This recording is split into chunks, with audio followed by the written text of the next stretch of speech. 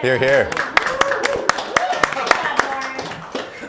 So, I want to thank all of you for being here for the launch of Jeff and I's new project, and thank you, Matt, for coming to join us for this, for the launch of Liberty Ventures, which we're going to talk a lot about in this conversation, but I want to actually begin by just giving a little explanation for why Jeff and I decided to do this. And it's actually the culmination of our careers really up to this point. Believing in the principles of liberty and prosperity and getting experiences working with incredible business leaders who believe in those same principles and are using business as a force for good has been a driving motivation for both of us. And back when Jeff was running Young Americans for Liberty and I was running Students for Liberty, a lot of people saw us as competitors because we had two groups working in a similar space. But honestly, we were friends from the very beginning and saw each other as doing incredible work and carved out different niches for how we would grow to incredible organizations and always wanted to find a way to work together. And so starting almost a year ago, we began discussing what can we do to really help build the business as a force for good movement. And Liberty Ventures was the culmination of countless hours and conversations between ourselves and between business leaders like Matt to get to this point. Jeff, what would you want to add for the background for this? Yeah, no, thanks, Alexander, and Lauren, thanks for fourth grade square dancing. That was, I'd forgotten about that. I hope we get to see some of that later. Yeah, but no, you're exactly right. It's a culmination of many of our careers being entrepreneurs ourselves, loving the entrepreneurial environment, working with people who love to start and solve problems. And so we got to talking about a year ago, hey, what do we do? How can we collaborate together? And we talked about, do we do a philanthropic network? Do we start another nonprofit? And we realized in the especially Liberty space, like there's a need to direct capital in a way with aligned partners and aligned entrepreneurs. And so we are kicking it off here today. This is exciting to get things going and appreciate everyone kind of being here. So I'll leave it there. We'll talk more. So we'll get more into what Liberty Ventures is in a little bit, but one of the people who has inspired me in my career, who I got to know really well during my time at Conscious Capitalism, and I think is a great representative of the power of business as a force for good, both in your actual business, in how many other entrepreneurs you've inspired and that you continue to support, Matt, and as an example of what business can do, really is Matt O'Hare, you're a serial entrepreneur. You told me once before that your passion is business more than anything else, and you've started many companies, perhaps best known for Vital Farms. Well, it was cereal, and now it's eggs. Well, Matt, I'd love it if you could actually just share your entrepreneurial journey with everyone here, how you got to your latest project, Vital Farms, that most people know you for, and what it's been like going through the process of starting something from scratch, getting support for it, and growing it into one of the most impactful companies in America, I would say. I would imagine most people in this room have Vital Farms in their home right now. Well, thanks for having a centrist Democrat on the stage with you two guys. So I've been an entrepreneur since I was a kid, and a lot of people look to what's their purpose in life, and sometimes people struggle to find out what that is all the way through their life. And I never had a problem with that. From the time I was 8 years old, I was starting businesses, and so my mom used to ask me if there was a 12-step program for someone like myself, so they'd stop starting new businesses, because I think the last count is 55. But throughout my life, and I had some nonprofits along the way, but they were never on purpose. And so typically what happens for me is that I would just start a business and see how much money could I. It was always about how much money I could make, because that was the measuring stick, especially as a young kid. And it was tough to start a business and make money. After I sold my last company not the last one, I sold a company in 2001. And I had gone off and bought a sailboat and gone out with my girlfriend, and I became a yacht captain. And I spent 5 years at sea, just taking people on trips, and I was just trying to take a break from starting companies. And when I came back, I had 1,000 business ideas, so they just keep accumulating.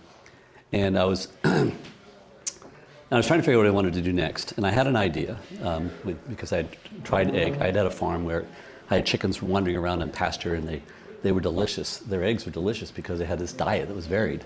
And every other egg in America, the chickens all they eat is corn. So they have that pale yellow yolk, and it's all runny. And egg was an egg was an egg. It's like, but it's not. I knew it wasn't true. I knew when a chicken is given freedom to run around and to forage and do all the things they did, the eggs tasted different. But I also knew that I didn't want to do the same old thing. And I was a good friend of mine, John Mackey, who's the founder of Whole Foods, had written an essay on the Whole Foods. It was on the Whole Foods website called Conscious Capitalism. And I read this essay. It was just about 5 pages, and it was brilliant. It said, instead of focusing on just making money, you instead focus on first of all, a deeper purpose as a company. What is your deeper purpose? And establishing what that deeper purpose was. And once you had that deeper purpose, then discovering who are your stakeholders to help you achieve that, and to identify them. And Whole Foods had already done this, and so they did all the hard work, heavy lifting. And I just basically said, I was totally inspired by it, and I said, I want to start a company that starts with a foundation of what is known today as ESG, right? Everybody's got, it's either impact or ESG. But I wanted this to be the foundation of the company, not something to strap on at the end, or, this is an add-on, which you see today, the greenwashing or whatever you want to call it with ESG.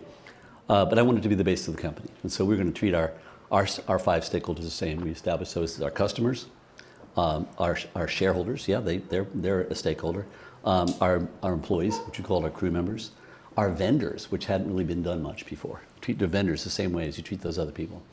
And lastly, the communities and the environment as a single stakeholder. In our case, one of our vendors we treat very well with our hens. And so that was the basis of the company. And those conversations, every leadership team meeting today, I was told this yesterday by my CEO. I went and had coffee with him, ran into him here. I haven't seen him in a while. And he told me that every single one of their leadership meetings started with a 5-minute discussion on deeper purpose and our stakeholders. I couldn't believe it. I was still there even to today. That is sewn into the fabric of the company. And that's made all the difference, I think, as a company. And we were able to grow the business and to keep focus on that at the same time. And that's really, I think, helped drive it to we'll do $500 million in sales this year. And gone from the 20 chickens I had in South Austin on my little 27-acre flood zone property down there in Onion Creek that I bought for $249,000 to those 20 chickens are up to, I think, 5 million hens, over 320 family farms today. That's amazing, Matt, really.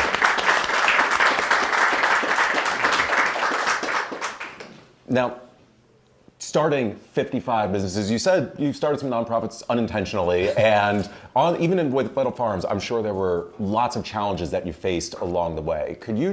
We often talk about the successes we have as entrepreneurs and business people, but it's the challenges and the failures we experience that actually teach the most, and especially as we're talking to entrepreneurs that we're going to support with Liberty Ventures, I'm wondering if you're willing to share some of the early challenges that you faced in some of your other businesses or with Vital Farms, and how you persevered through that and the importance of persevering through that. Yeah, it's tough because a lot of it comes from experience, right? And so if you look at the failures in my life, and probably 70-30, maybe even 60-40 success failure rate, and throughout my life, all those are pretty much concentrated in the first half. When you lack the wisdom and the knowledge and the experience of doing certain things, and just learn. I came right out of high school. I got accepted into Cornell, but I knew I wasn't going to go. And I just did. I went right into business at 18 years old, 19 years old, and I never looked back. But that comes with cost. And the stakeholder that got hurt the most are my shareholders, right? Which a lot of times just me or other investors. And so over time, experience, really taught me a lot of lessons, and just learn how not to do it. And then sometimes it's just situations. I had a company that I took public in 1998, and we were selling all the travel that airline employees bought for all their personal travel came through my company. We acquired 22 companies all over the world and built this company up. And on 9/11, our sales went from $15 million to negative sales. All the airline employees, 20% of them were laid off, and all personal travel stopped, and everybody wanted a refund. And I sold the company for next to nothing to some folks and walked away with nothing. And after building that company up over 7 years. And so, you get those experiences and you just brush it off and get up and and what I did is I bought a sailboat and moved to the Caribbean and became a yacht captain for 5 years. And that was great. It was and that, by the way, interesting side note, that taught me something. You get a really big head when you start companies and you get a lot of employees. and going all of a sudden and becoming a captain and a chef, and with your girlfriend, she was first mate and stewardess, and we had families on board for a week at a time, and we went. And every day I would take them to 2 or 3 different islands and teach them to scuba dive and snorkel and wakeboard and serve 3 gourmet meals a day and keep their heads and beds clean it was a luxury situation. You become a servant. And what I learned from that is servant leadership at the same time. And that to me was one of the most valuable tools, because all I did is serve people all day long. And at the same time I had to lead them, because I'm the captain, I'm responsible for their life for those 5 days. And that was really a great lesson. It took a while for me to realize that was actually, I had learned something really meaningful from that lesson of serving people. And even to today, serving people is one of the most valuable lessons I've learned in my life, is really serving. And anyway, it's a side note on that.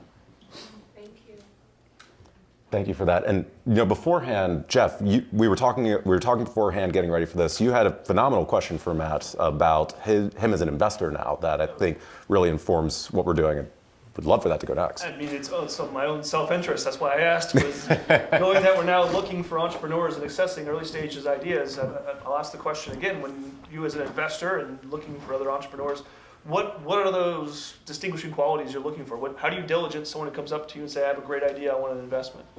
Yeah. So this time around, what I did is I funded the company myself out of my pocket for the first couple of years, and then I sold 20% of the company to a young man, I guess about a year and a half in, for $200,000.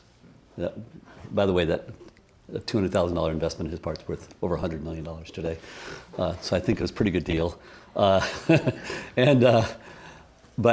that was, and I kept taking money off the table. After that, it was private equity, bought 10% of the company, and it was just took from me. So the company didn't need the money. We cash flowed right after the first year. And so I took money off the table because I'd lost everything so many times before. And this time I wasn't going to go back and push it back on the come line and roll the dice again. Oops, lost that one. And so I got to see it from their eyes. And so private equity would come in each time we ran a process, and there'd be dozens of private equity companies come in to look at the company and to see what it was. And then over the course of years, we did that 7 times, the private equity, and then we did the IPO. And so I got to see from what, world class. The last round was Goldman Sachs, Morgan Stanley, Credit Suisse were the 3 investors. They were the 3 on the IPO. And so, you got to see what they looked for. And then over the years, I've made investments with that capital they've taken off the table back into a lot of companies. And the number one thing you look for, I think, and you always hear like, oh, you're going to bet on the jockey, not on the horse. Bet on the jockey, not on the horse. It's all about the people. The fact is, it's about the product.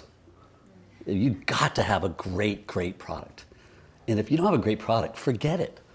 I mean, and entrepreneurs come to me, so I had one guy who's like, I have 16 different types of salad dressing. And we were just nothing but an omega-3 company. And I said, do you have anything organic? And I said, no. And then it comes back to me 6 months later. All the company's organic now. And I said, I didn't mean you to run out and change everything over. Like, what salad dressing do you make that no one can live without? And, they're all good. Like, no. It's got to be something great. And if you don't have a great product, go get a job or go find a great product. But don't try to start a company around it, because you got to have something that just people can't live without.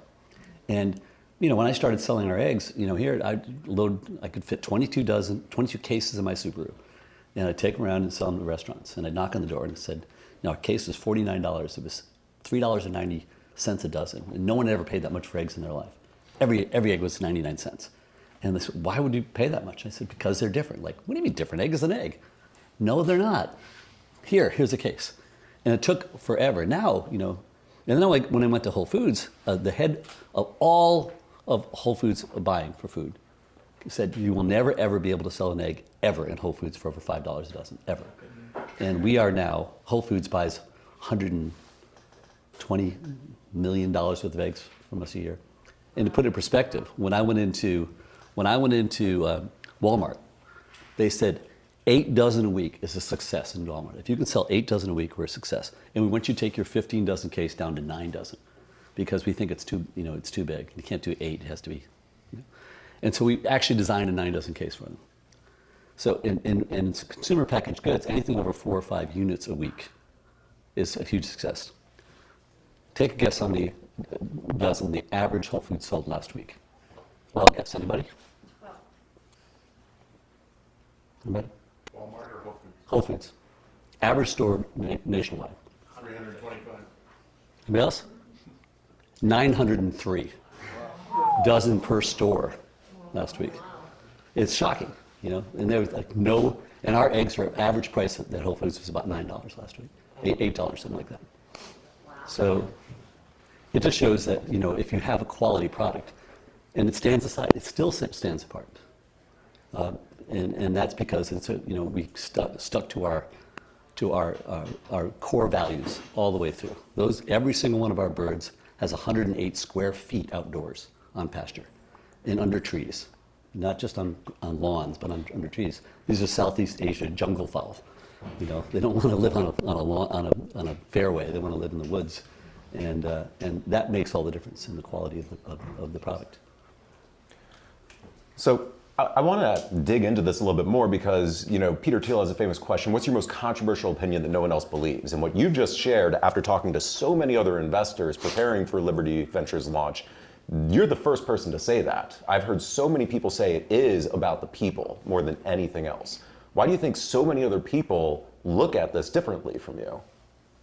I can't answer that. It's cliche, right? Because I was always told the same. Private equity all came to me. It's all about the people. We're betting on you. Like, you're betting on me? I've got a high school degree.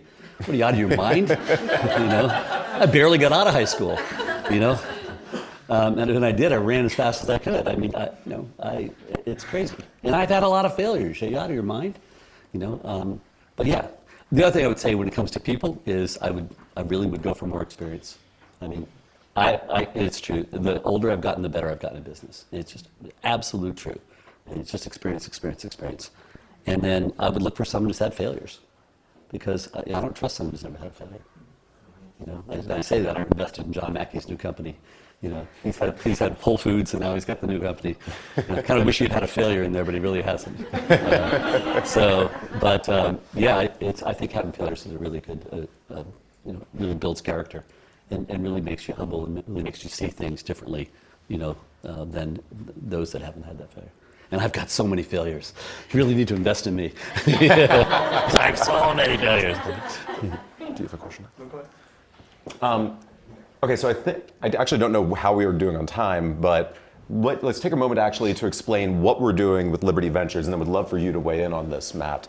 So the simple explanation is we're building an ecosystem of purpose-driven investors and entrepreneurs aligned on advancing a free and prosperous society.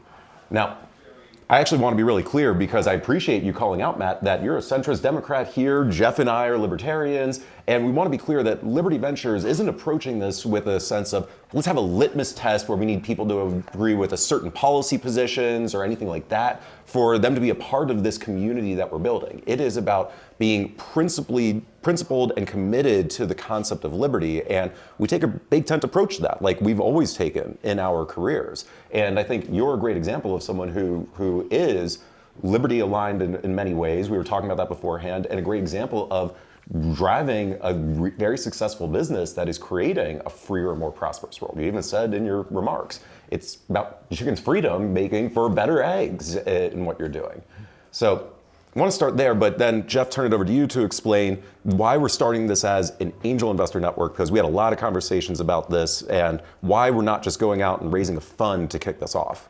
And I'll double down on your point on calling it Liberty Ventures. We had a lot of conversations about that internally and with prospective investors and the like. And like, are you guys going to be investing in the next Black Rifle Coffee or these kind of focused purpose companies? And maybe, but for us, it's more of the market signal of Liberty is who we are.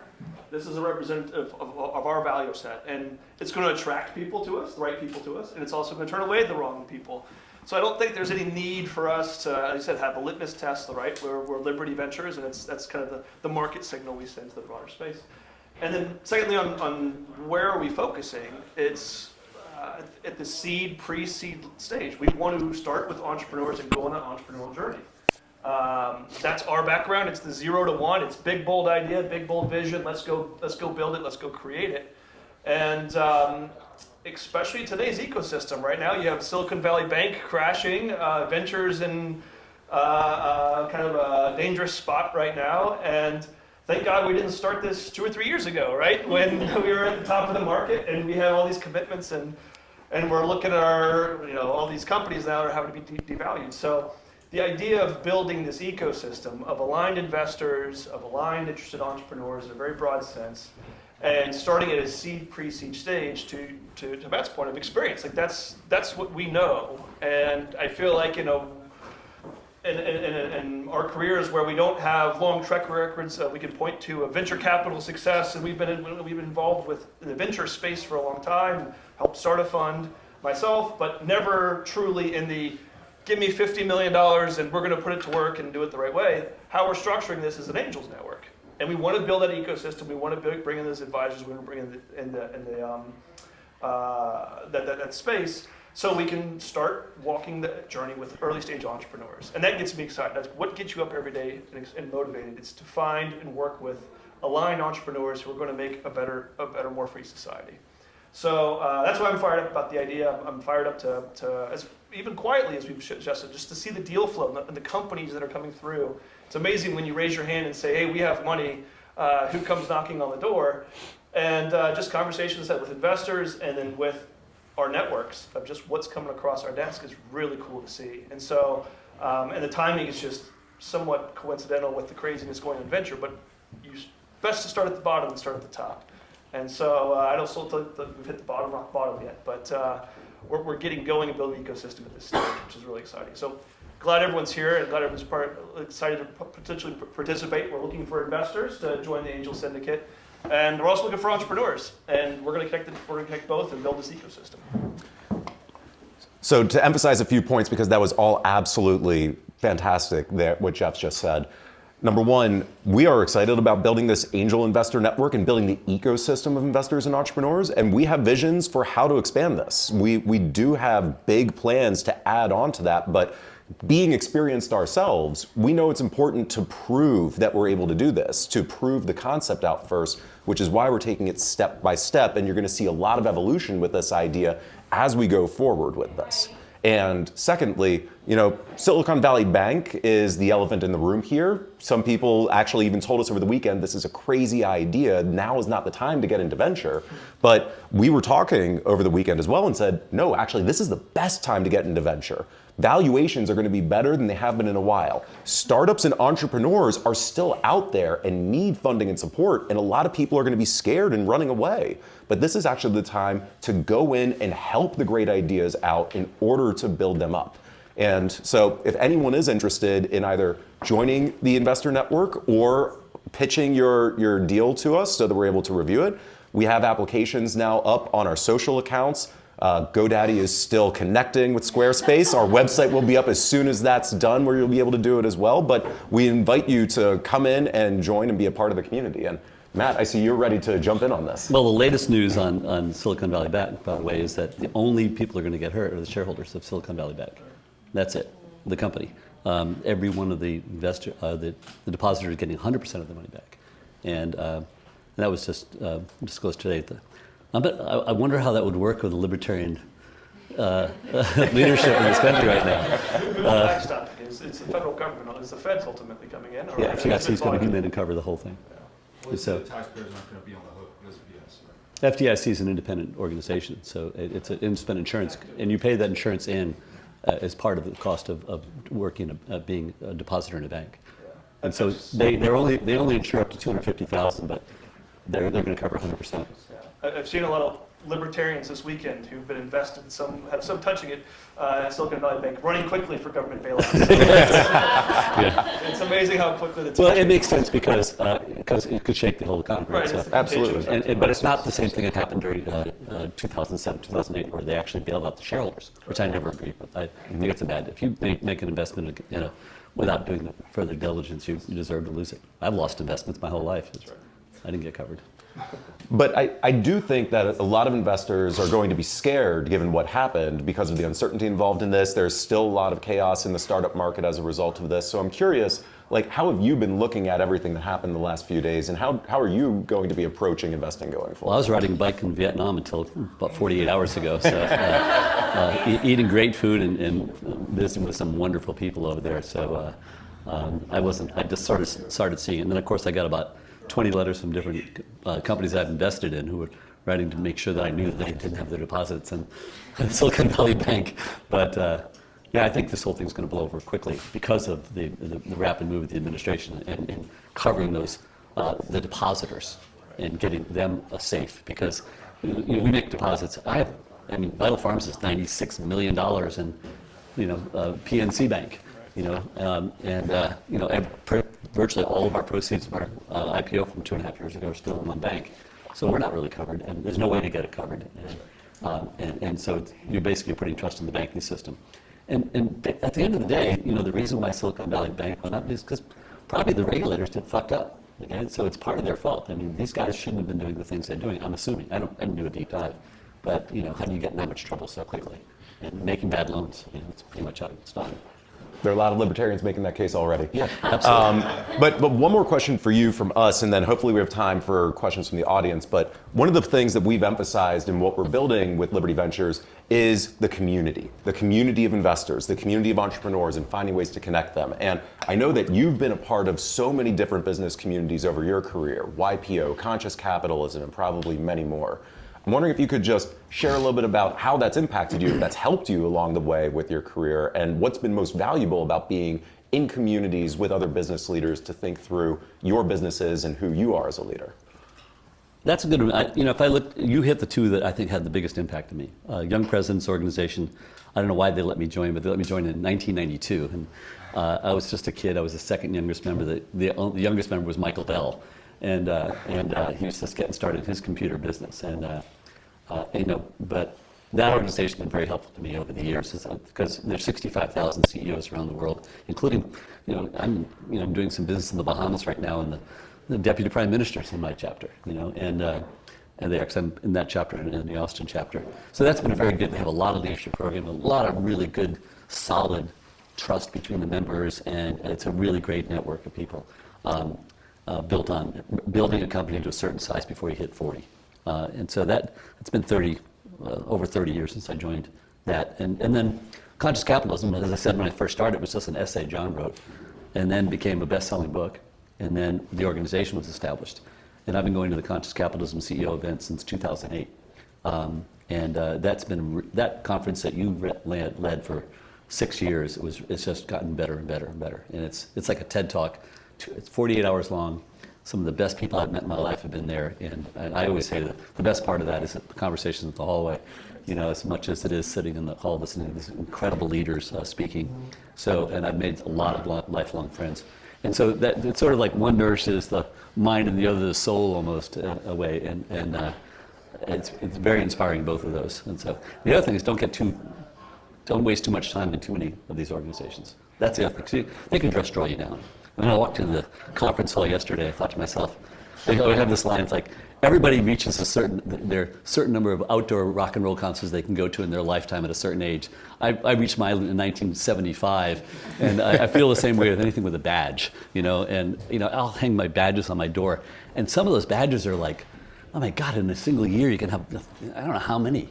So at some point, it's almost overkill.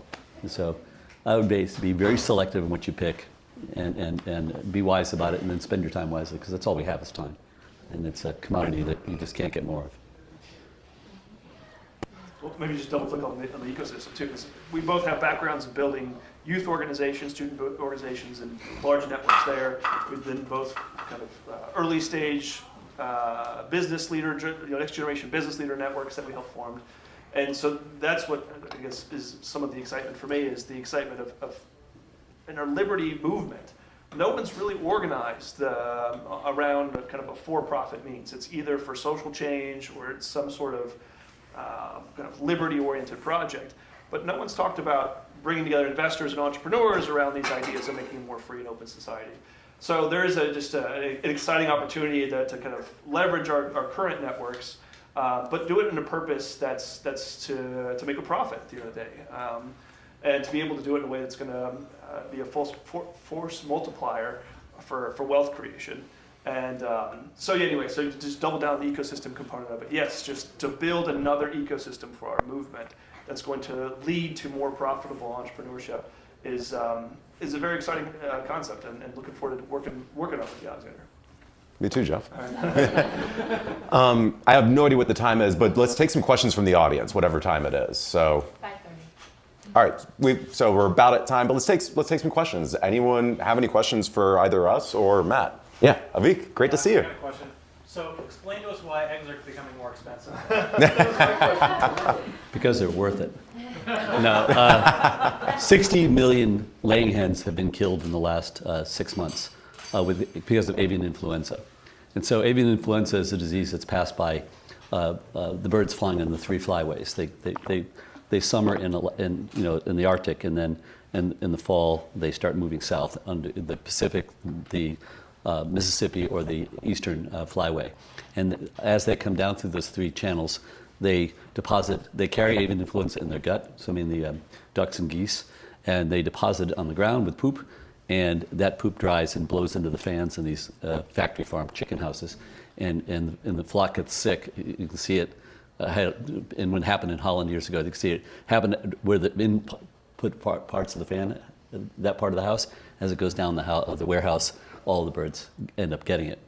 And so when it's detected in the United States in any flock, the USDA comes in and tests that flock, and then they use what I call the Republican health care plan, which is they kill everything. Not to make this political. And then they draw like 5 mile perimeter around that farm. I think it's 5 miles. And they test every single farm in that 5 mile perimeter.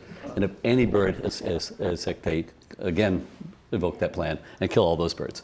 So 60 million birds have been killed, which is about 17% of the laying hens in the United States have been killed. And so the commodity side of the business, which is the foam cartons you see in your refrigerator shelf, at the Exxon or whatever, those eggs go up and down based on every week. They can double or triple in a single week. Our prices have not gone up because we set our prices, and they only change with about a 6-month notice, and only based on input costs. So when the cost of diesel did triple or whatever it did, our prices went up a little bit. I think our overall prices in the last couple of years went up, if I'm not mistaken, like 28%. And the commodity eggs went up 200 to 300%. So the 99-cent eggs were selling for $5 and $6 in January. So wholesale by the truckload. So we saw it actually helps us when that happens, because what happens, prices come up and they meet ours, and so people say, well, I'm going to pay $5 or $6 for those crappy eggs. I'll spend an extra $1 and try these, and then it's like crack. Once they try our eggs, they can't go back. So it's a great marketing tool when it happens. And it happens every 5 or 6 years. It happened in 2015. What you're going to see now is in the fall or early next year, you'll see egg prices go down to nothing. Walmart will have factory farmed eggs at 39 cents a dozen, 59 cents a dozen. And that's because now the people that didn't have the avian influenza, they went ahead and put down massive amounts of new flocks. And it takes 22 weeks before they reach prime laying. So that clock is ticking right now. And so we're ready for it. It's going to happen again. And the price is going to take a huge dive, and everybody's going to get killed on it in the market. So it's supply and demand. Yeah. What are good habits that you think young entrepreneurs should form if they're going into? What good habits should an entrepreneur form? Yeah, like do you read, do you journal, do you practice mindfulness? I like always have, there's a philosophy I have, always have your revenue lead your expenses. My favorite. That's a good habit in business. Good habits. There are so many books and so many great ways to do it. I hate to be the one, to say this is the way to do it. It's almost like eating. There's a lot of great diets that you can follow. Pick one, research it, and follow that path. For me, it's make lots of notes, work off lists. It's hard to really come up, to say that there's a certain proper way to do it. I mean, you have to have, it's more like that you have to have this instinct for, you got to love it. You got to just love it. If you don't love business, don't do it. I mean, you want to be a singer, you got to love it. If you want to be an actor, you got to love it. If you want to be all the different things. If you want to be a politician, you got to be ready to have 50% of people hate you. And I haven't gone to politics because I know if I was successful in one, 49% of people would just hate me. And I can't stand having one person hate me, so I'll be a terrible politician. So Yeah, you gotta love this. I love the process of business. I love every single bit of it. I love the startup process. I've got the 2 startups going right now, and I'm having a blast with them. The leader of the one company that we just started, Blue Sun Kitchens, he said, he's MBA and his partner's Yale and all these high crunch. He was the CMO of Vital Farms and CSO of Vital Farms, and his COO is out of Amazon and a big successful person. And they said, we have all this information, all this background on this dude. The only thing we don't understand is how to do a startup. And I said, I think I can help you with that one. That's good. That's just fun. It's just, but it's a lot of little details. Open a bank account. One of the surprising letters I got from one of the entrepreneurs I invested in, he said, we had to go and open another bank account so we could wire our money out of Silicon Valley Bank. And he spent half the letter talking about how difficult it was for him to open up his new bank account. I mean, it's real simple stuff in some cases, but yeah, just getting out there and going for it. Sorry, I don't have a better answer on that one. How do you handle conversations with members of the Democratic community? I worked for Tulsi Gabbard in 2020. I was the first Republican consultant I ever know that jumped over. I saw what they were doing there. I thought it was kind of like Ron Paul. We all loved Ron, so I switched over. And now her party's moved away from her. And disowned. And I know this conversation is a little bit off track, but as a centrist Democrat, someone who's reasonable, how do you see the party moving so far left and kind of running away from you guys that do embrace capitalism, do embrace the ideals of liberty and free enterprise? So that's a good question. So first of all, I don't think the party has gone left. I think the Republican Party and the Democratic Party has, by the way, I'm on the Democratic National Finance Committee, so I'm pretty involved in Democratic politics. I see that the bulk of the party is centrist, and then you have the outliers. And you have AOC in the House, and then you have Marjorie Taylor Greene and Matt Gaetz and those people. I don't think that's what the Republican Party's about either. I think that the bulk of this country is a centrist country, and that a lot of the crazies on the outside are all. I think they're kind of fun for having conversation, and they've always been there, by the way. I think it's healthy. I get my board of directors. I love boards with wildly crazy ideas. There's not one of them is going to control it. The problem is today is the fact that we have the way that the voting. What am I trying to say? The districts have been chopped up because of gerrymandering. That's the problem. Gerrymandering is the big problem because now you have people who can never lose because they're going to own that district forever. Who the fuck elects Marjorie Taylor Greene? I mean, it takes that type of crazy electorate. She's in a district that she can never lose because they grew it. Have you ever seen Lloyd Doggett's district? It starts in Waco. It ends up in Argentina. It goes like this. It's like a 2-mile. Yeah, it's just a film. They grab every Democrat. Lloyd can never lose. He's a good friend. He can never lose. He can never ever lose that seat. It's 90 because they grab. How do we have 4 representatives in Blue Austin and 3 of them are Republicans? How do we have that? It's because it's gerrymandering. So because of gerrymandering, you've given these crazies power, so that they could hold up and have that idiot, who's now running the Speaker of the House, instead of having a good, solid person that's going to work on both sides and get it done. So I don't think the Democratic Party has gotten crazy, but I think there are crazies in it that have too much power, and that's because of gerrymandering on both sides. But Republicans have really led the gerrymandering. I mean, look at Texas, look at all these other states. Illinois, yeah. There's a lot of the Democrats did it in Maryland, I believe. All right. I was just going to say, with starting 55 businesses, you must have had at least 10 times that many ideas. Is there a process you go through in how you determine which ones you're going to run with, or which ones you think are kind of maybe not the best idea you've come up with lately? The frustrating thing is seeing these ideas come to fruition. I'll talk about it forever, but I'll give you one idea. I want to start a sake company. And I want sake to be the new liquor, right? So I've been talking about it for 4 years. And then a headline article in the New York Times, I want sake every bar in America. And I know what it takes to do it, and we've done a lot of research. And big headline in the New York Times last week, sake is like the new thing. And everybody knows what I've been talking about for 4 years, and it hasn't happened, it's going to be the new thing. So you got to be willing to accept the fact that you can't do them all.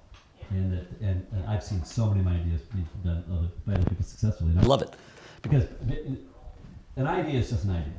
And to be an entrepreneur, you got to be willing to do a lot more than come up with an idea. So So the answer to your question is what you have to be able to do is you got to be willing. It's going to be so much fun for you that you're going to be willing to go through that process. Barter Exchange was a company I started in '83, and that company held me for 12 fucking years. It was so much work, and I'm not a blocking and tackling entrepreneur. I had to block and tackle for 12 years. There were no long passes in that company, and from '83 to '95 until I finally sold it. 2 IPO attempts, and I finally sold it. And I'm glad I did, but I should have gotten out of it earlier. But it's a lot of work, and making payroll is the most. It's scary, scary, scary. Entrepreneurial terror is a real thing, and to have everything you have invested in life and have a payroll coming up. And I feel bad for the people at Silicon, the depositors at Silicon Valley Bank, because they're all going to be made whole now. We all know that, but the biggest worry was how they're going to make this payroll. They can't pay their employees. That's tough. And this one wasn't fully their fault, but I've had it where it's my fault as an entrepreneur. So you got to be willing to. You got to be so in love with the business and have so much fun that you're willing to put up with the other. It's like a relationship. You got to be willing to put up with the crazies to, yeah. If I could give you I'll give you a hug. There we go.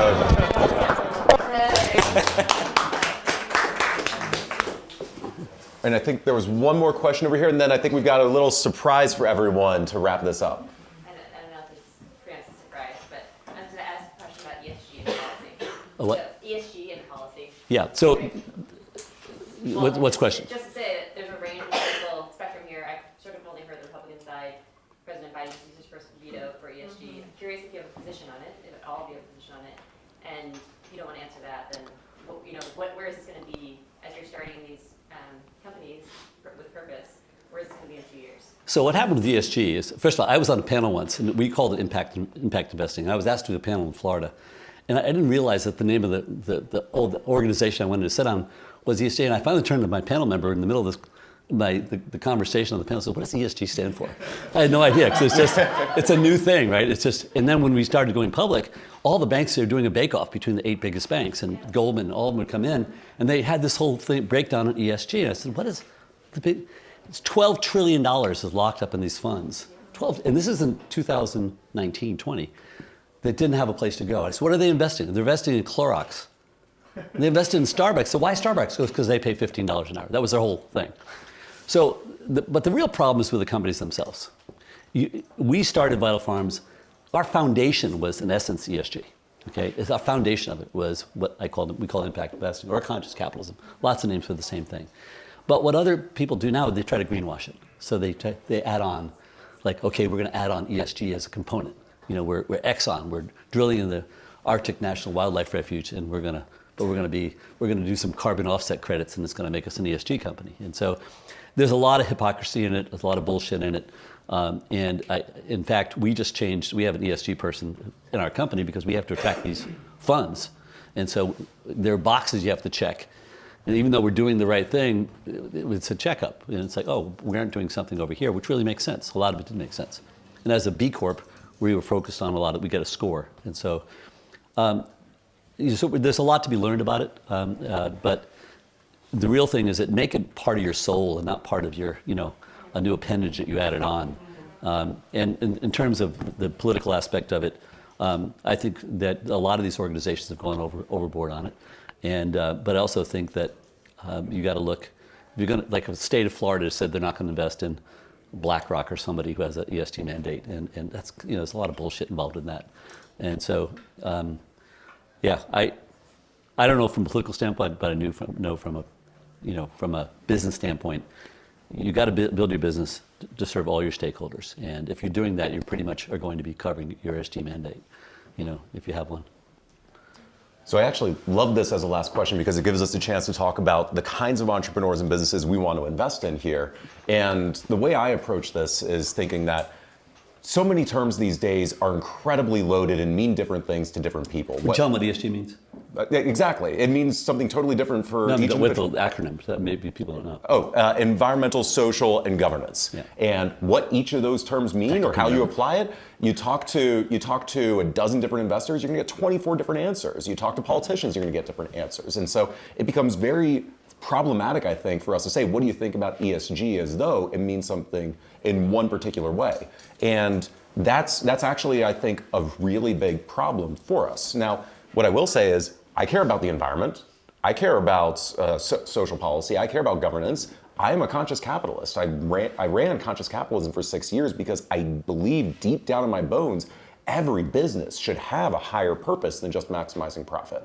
I believe in the aligned interests of every stakeholder and making sure that you're benefiting all of them, and doing that consciously in your leadership and your culture, and that benefits everyone, including the community, the environment, and everyone else. And we're coming into this not trying to impose a certain perspective of how to do that on any business or anything like that. I think what you just said, Matt, is on point. It's really about what's in your soul. What is in the character of the entrepreneurs? What is their North Star that they're trying to achieve? Are they going to be perfect at it? No, because no one is. But we really want to know, what are you committed to? Are you trying to make the world a freer and more prosperous place? Are you trying to be conscious? And are you willing to work with us, work with your other stakeholders to figure out how to do so? And those are the kinds of entrepreneurs we want to find and help build great businesses, because when they encounter problems, when they encounter challenges and mistakes that they make, we know they're going to be committed to rectifying those wrongs and figuring out how to go forward. That's what I'm looking for, at least. And profitably. I take that as a given, but yes. And I think, free markets and private property rights solve most of this. So that would be my take on ESG. So what a great segue to celebrate the launch of your company. And I'm Jennifer, by the way. Sorry, I'm stepping in for Lauren. Thank you, Jennifer. So we've got a little champagne for us to pop, and anyone that wants some, pass the glass around. So Liberty Ventures. So we've got one bottle that's open. Someone cheated.